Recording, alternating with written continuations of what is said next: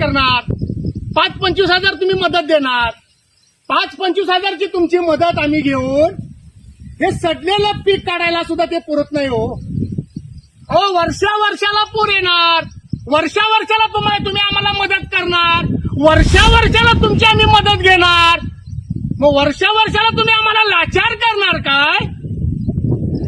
त्यापेक्षा जो महापूर कसा रोखता येईल ह्याकडे लक्ष द्या. ह्या उपाययोजनेकडे लक्ष द्या. आणि वर्षाला पूर येऊन आम्ही आमच्या नरड्याला गळपाट लावून घेण्याचा जो विचार करतोय तो विचार थांबवा.